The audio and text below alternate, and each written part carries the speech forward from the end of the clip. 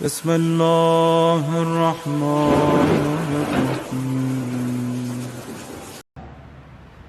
تو مومن نے کہا قبلہ ہم علی والے، ہمارے پاس اتنا مال کیوں نہیں کہ اربوں اربوں ہمارے سیاستدانوں کے پاس ہیں، لیکن ایک علی والا پورا دن مصلی پہ بیٹھا ہے، اس کے پاس نہیں۔ معصوم فرماتے ہیں مسئلہ یہ ہے کہ ابھی تک تم نے مال اور رزق کے فرق کو نہیں سمجھا۔ کثرت مال اور ہے، کثرت رزق اور ہے۔ اگر تو ان مفاہیم کو سمجھ جائے، کبھی تو ان لوگوں کو دیکھ کے تیرے وجود میں حرص پیدا نہ ہو، کیونکہ تیرے اوپر فکر کی حکومت ہے، عقل کی حکومت ہے ہی نہیں۔ کہ مولا کیا مطلب؟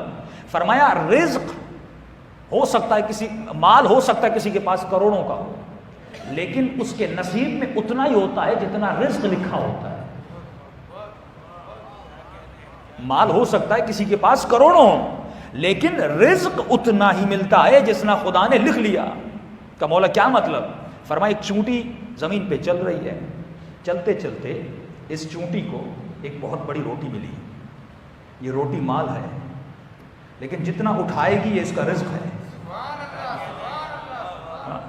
روٹی تو بہت بڑی ملی، محترمہ بے نظیر بھٹو کو بڑی بڑی روٹیاں تھیں، بڑا پیسہ تھا، لیکن دنیا سے گئیں تو رزق اتنا ہی تھا جتنا انہوں نے دنیا میں کھایا۔ یاد رکھ کے بینک بیلنس میں بہت پیسہ ہوگا، رزق اتنا تھا جتنا کھایا۔ آج کل رقوم بتائی جاتی ہیں کہ فلاں کے بینک اکاؤنٹ میں 400 ارب ہیں۔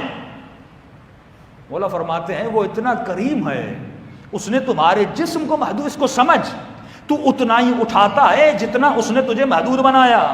ایک بیچارہ مومن کہتا ہے قبلہ میں بہت غریب، میں نے کہا کیوں؟ قبلہ میں روزانہ ایک طعام کھاتا ہوں۔ اچھا کہ فلاں مومن بڑا نصیب والا ہے، میں نے کہا کیوں؟ کہ اس کے سفرے پہ 15 آئٹم ہیں۔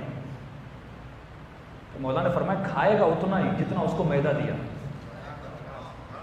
اس کا پیٹ اللہ نے محدود رکھا، یہ جسم محدود ہے، اس سے زیادہ آپ نہ کھا سکتے ہو نہ پی سکتے ہو، اتنا ہی ڈالو گے جتنا اللہ نے جگہ دی، اتنا ہی اس نے رزق رکھا۔ چاہے آپ کا پورا کمرہ گندم سے بھرا ہو، لیکن جتنا رزق اتنے لکھا ہے اتنا ہی تمہارے نصیب میں آئے گا، باقی تمہارے نصیب میں ہے ہی نہیں۔ یہ انسان کی آنکھوں کا دھوکہ ہے کہ وہ مال کو اپنا رزق سمجھتا ہے۔ کثرت مال رزق نہیں ہے، جتنا اس نے لکھا وہ تمہارا رزق ہے۔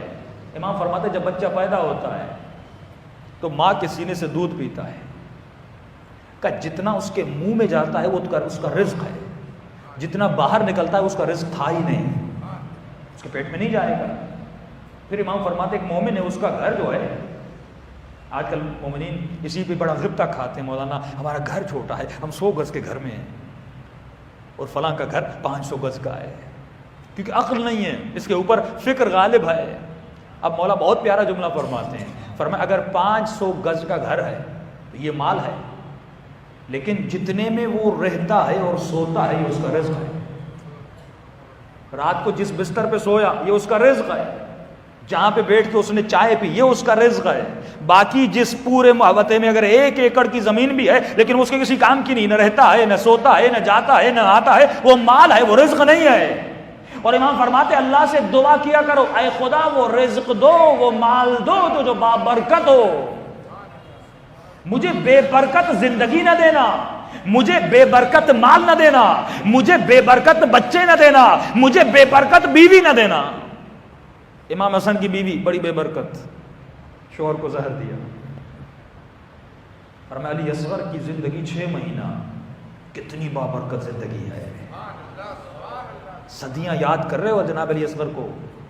فرمایا کربلا کتنی بابرکت تھی، حسین کی زندگی کتنی بابرکت ہے، اہل بیت کی زندگی کتنی بابرکت ہے۔ وہ تو 60 سال 40 سال 50 سال حسین، اہل بیت حسین اور ان کے دشمن جی کے چلے گئے، لیکن ان کی زندگی میں برکت کہاں ہے؟ آج جاؤ ان کی قبروں پر، نہ کوئی فاتحہ پڑھنے والا نہ کوئی یاد کرنے والا، لیکن ایک مومن تھوڑی سی زندگی گزار کے جائے، لیکن ایسے گزارے جیسے علی ابن ابی طالب نے بنائی، تو مولا فرماتے ہیں مرنے کے بعد بھی ہم اس کی زندگی کو بابرکت بنا دیتے ہیں،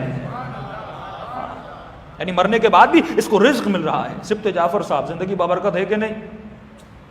اے مومن غبطہ کھائے بھائی، یہ کاش ایسی شاعری نہ کرتے، ایسا کریکٹر نہ رکھتے، نہ مرتے، شہید نہ ہوتے، تو اگر ایسے نہ بنتے تو آج ہر مجلس میں ان کو یاد کیا جا رہا ہے۔ یعنی جب خود تھے تو اپنے لیے ثواب کما رہے تھے، اب خود نہیں ہیں، مومنین ان کے لیے ثواب بھیج رہے ہیں۔ یہ زندگی بابرکت ہے کہ نہیں؟ اسے کہتے ہیں زندگی بابرکت، اسے کہتے ہیں مال بابرکت، اسے کہتے ہیں دعا کرو اے خدا بچے دو تو بابرکت بچے دو۔ وہ بچے کس کام کے کہ 7 بیٹے بن جائیں لیکن ایک بیٹا بھی حسین کے کام نہ آئے، لیکن ایک بیٹا ہو جناب قاسم جیسا۔ یہ ہے زندگی بابرکت۔